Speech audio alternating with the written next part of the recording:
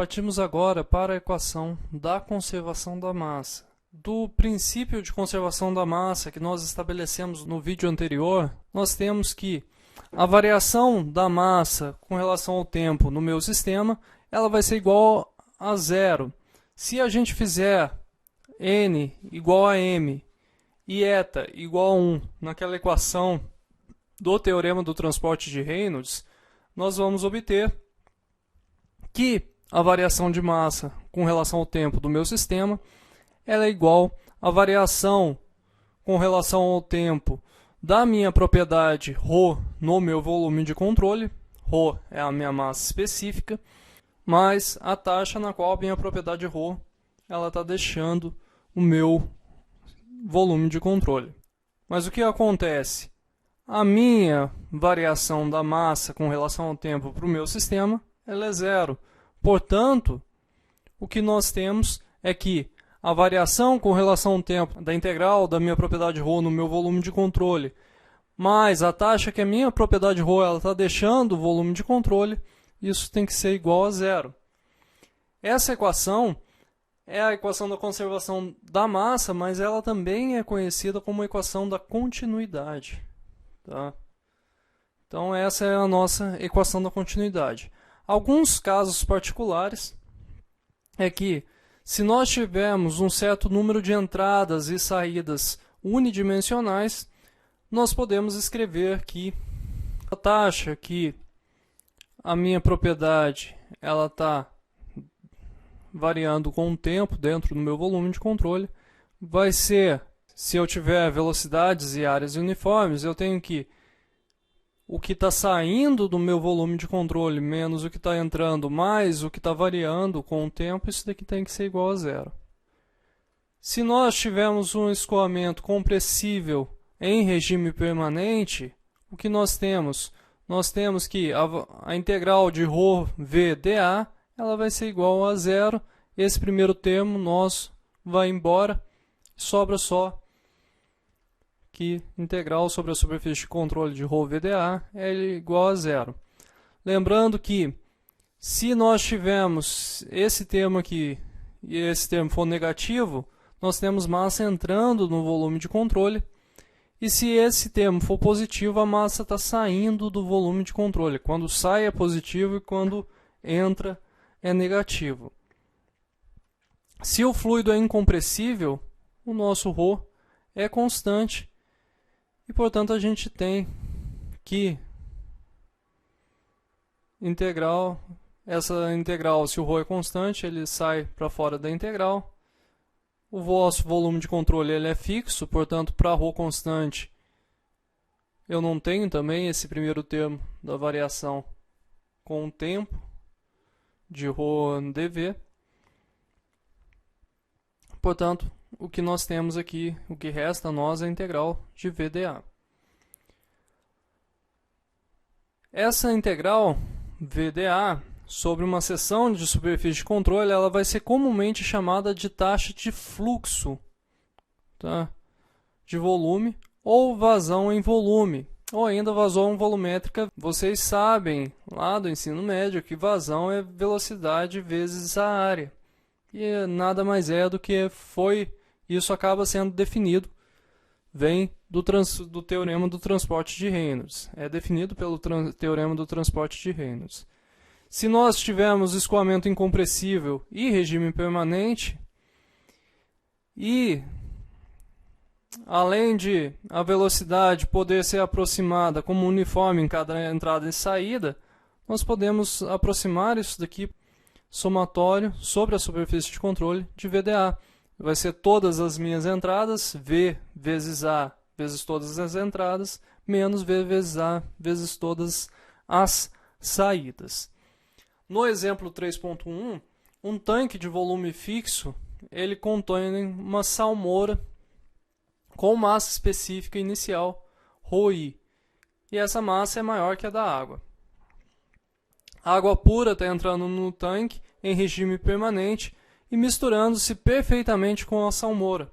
Então, o que está acontecendo? Eu tenho uma salmoura aqui e a água pura está entrando e está dissolvendo o que está aqui dentro do meu tanque. E o nível do líquido do tanque ele permanece constante, porque eu tenho um ladrão aqui que não permite que esse nível suba além de um determinado valor. O que pede o exercício? O exercício pede para a gente deduzir expressões para a taxa de variação da massa específica da mistura líquida no tanque.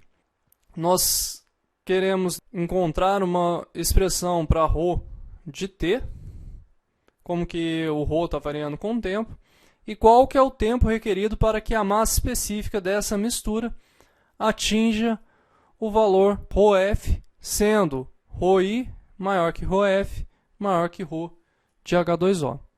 A inicial, a massa específica inicial, vai ser maior do que a massa específica final, que é maior que a massa específica de água.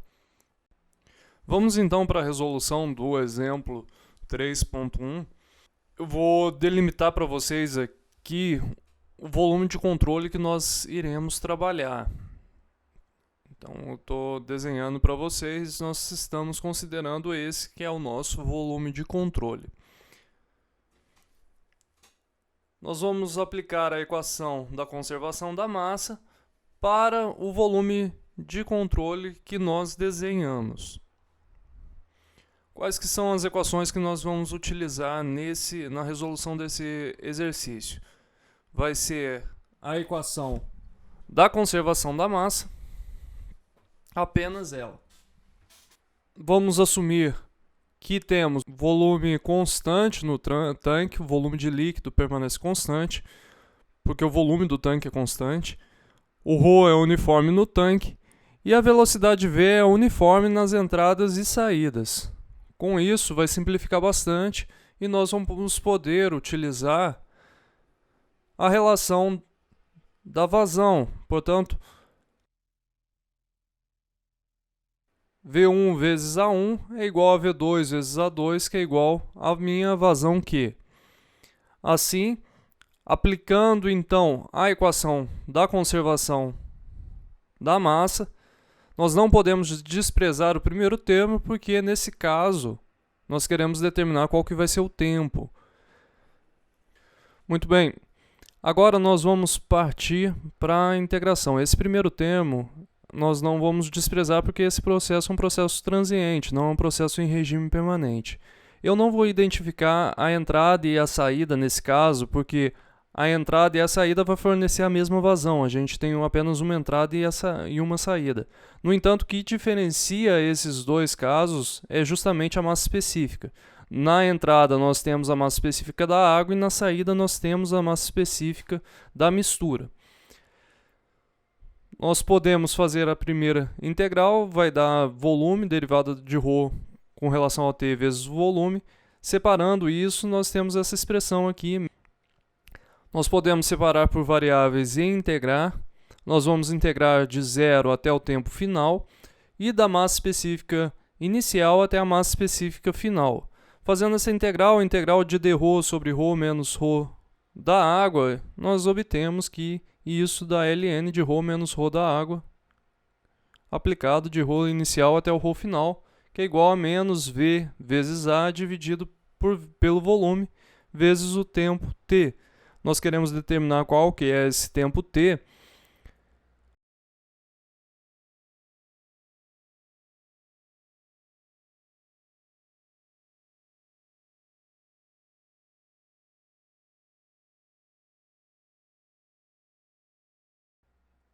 Então, nós vamos ter que t vai ser igual a menos volume dividido por VA, que multiplica ln de ρ final menos ρ da água, dividido por ρ inicial menos ρ da água.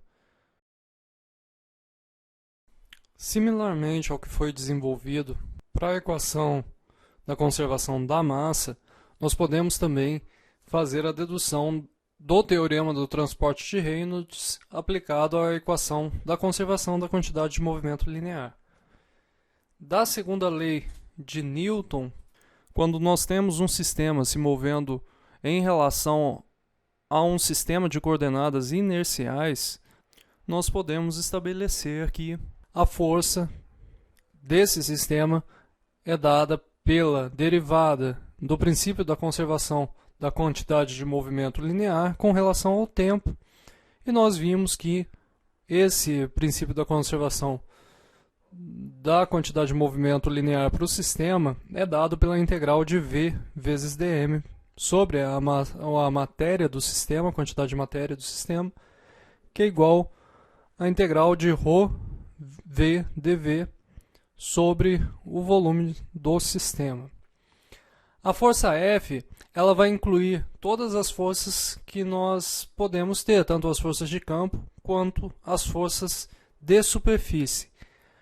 Para aplicar o teorema do transporte de Reynolds, que é a equação 3.9 nossa, nós vamos fazer a propriedade extensiva N sendo o meu princípio da conservação da quantidade de movimento P, e o eta vai ser o meu V, ou seja, a minha velocidade. Isso vai estabelecer para a gente que a derivada de P com relação a T sobre o meu sistema vai ser a variação do produto da minha velocidade vezes a massa específica sobre o meu volume de controle no tempo, mais a integral de V ρ v dA sobre a minha superfície de controle. Como na dedução da equação da equação 3.9 do teorema do transporte de Reynolds, o sistema e o volume de controle eles coincidiam em T igual a T0, nós temos que a força F sobre o meu sistema ela é igual à força F sobre o meu volume de controle. Portanto, quando nós temos um volume de controle não acelerado, nós podemos dizer que a minha força F é igual a dp dt, né? Que vai ser igual às forças de superfície mais as forças de campo, que vai ser igual às integrais do teorema do transporte de Reynolds. Então, nesse caso aqui, a derivada com relação ao tempo de V ρ dv é a minha taxa de variação de momento no volume de controle, e a integral de V ρ v dA é a minha taxa líquida da quantidade de movimento que está saindo através da superfície de controle no meu volume. Isso é a integral de V ρ v dA sobre a minha superfície de controle. Nessa equação, a minha velocidade V é medida em relação ao meu volume de controle. Se o volume de controle vai estar em movimento, a velocidade V que eu vou utilizar nesse caso vai ser qual que é a velocidade em relação à fronteira do meu volume de controle, como sendo o seu volume de controle o seu referencial inercial, e a velocidade V é essa velocidade relativa à velocidade da fronteira. A equação da quantidade de movimento, vale lembrar que ela é uma equação vetorial, portanto ela tem que ser resolvida nas três coordenadas, tanto em fx, quanto em fy, quanto em fz. Para isso, a gente vai utilizar essas coordenadas, essas componentes do nosso vetor velocidade, que foi definido lá no capítulo 1, tá? Depois vocês dão uma olhada no material. No capítulo 1 nós definimos as componentes do nosso vetor de velocidade v, lembrando que U é função de x, y, z e t, né? Vocês se lembram lá disso, tanto U quanto W quanto V vão ser funções de x, y, z e t. Se nós tivermos escoamento uniforme em cada entrada e saída, nós podemos fazer conforme foi feito lá para a equação da conservação de massa, e fazer o somatório da nossa entrada, das nossas entradas e saídas sobre a superfície de controle. No exemplo 3.2, temos uma comporta que ela possui 1 metro de largura e 1,2 metros de altura, e ela vai ser articulada bem aqui no fundo. De um lado, a comporta De um lado, a comporta suporta uma coluna de água com 1 metro de profundidade. Temos aqui a altura dessa coluna de água. De outro lado, um jato de água com 5 centímetros de diâmetro atinge a comporta a uma altura de 1 metro. A pergunta é, qual é a velocidade V é necessária para que o jato mantenha a comporta na vertical? Qual será essa velocidade se a coluna for diminuída para 0,5 e depois para 0,25? Então, o que está acontecendo? Você tem uma altura da coluna de fluido, isso daqui vai estar, a gente sabe que pode determinar qual que é a pressão disso pela análise da hidrostática. Vai estar lá a pressão vezes a área, vai nos dar a força em X. E isso vai ter que ser igual à minha força que está sendo dada pela minha velocidade do jato colidindo com a parede da minha comporta. Muito bem, vamos resolver então o exemplo 3.2. Para esse exemplo, nós vamos encontrar a velocidade do jato quando o H o H é elevação, como nós vimos em estática dos fluidos, o H for 1, 0,5 e 0,25. Vamos utilizar as equações do movimento, equação da quantidade de movimento linear, ou a segunda lei de Newton, para o fluido. Além disso, vamos usar a equação da hidrostática para a força resultante devido a uma coluna de fluido, que é a pressão no centro de gravidade vezes a área, mais a equação da coordenada y', que é igual a y do centroide mais o momento de inércia dividido pelo a vezes y do centroide. Lembrando que o y' é o ponto de aplicação da força devido à coluna de fluido. Vamos assumir, primeiramente, que o fluido é estático, que o escoamento que nós estamos trabalhando é incompressível e também vamos colocar a condição de escoamento uniforme nas entradas e nas saídas. Portanto, vamos desprezar a componente em Z, nós estamos trabalhando em x, então o fbx vai a zero e o termo da derivada com relação ao tempo, ele também vai a zero porque o regime que a gente está trabalhando é transiente. Eu vou colocar o G está para baixo, então a componente G está em Y e não em X. Tá? A força Fx vai ser igual à integral sobre a superfície de controle de U ρ VdA. Isso que é igual à integral da área do jato até a área da superfície de U ρ VdA. Quando a gente faz o produto interno e faz essa integração, nós temos que Fx é igual à velocidade final, ρv final, área final, menos a velocidade do jato, vezes o ρv do jato, vezes a área do jato. No entanto, a velocidade final ela é zero, porque parou na parede, então mesmo que você tenha velocidade em y, em x você não tem. O que acontece? Nós podemos ver aqui que a velocidade inicial do jato é igual a v do jato. Portanto, nós podemos escrever que força em x é igual a menos ρv ao quadrado vezes a área vezes a área do jato, que é π d ao quadrado sobre 4, e isso é a área nossa do jato. Essa força é a força que é gerada pela parede no jato. A força que o jato atinge a parede vai ser o negativo dessa força. Isso deve ficar bem claro. Portanto, a força do jato vai ser igual a menos Fx, que é ρv ao quadrado π d ao quadrado sobre 4. Essa é a força do jato.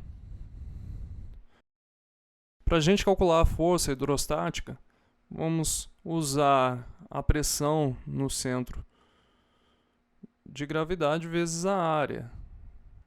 Então nós temos ρg H sobre 2, que multiplica a área HW.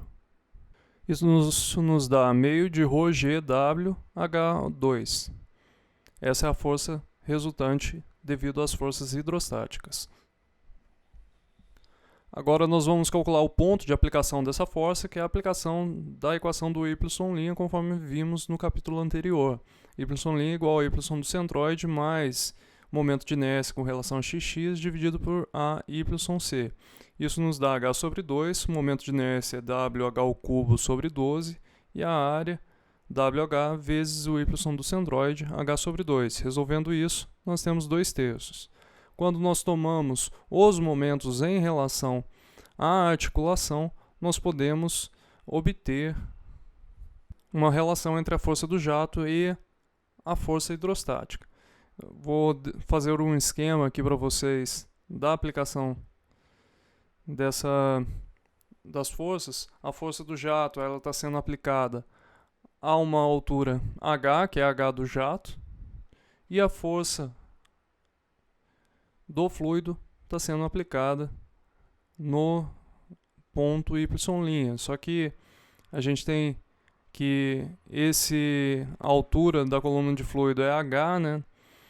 E a altura é y' em relação a h. Então, o ponto de aplicação em relação à articulação é h menos y. Fazendo isso, fazendo o somatório de momentos em relação à articulação, nós temos que a força do jato vezes a altura do jato menos a força resultante vezes h menos y' é igual a 0.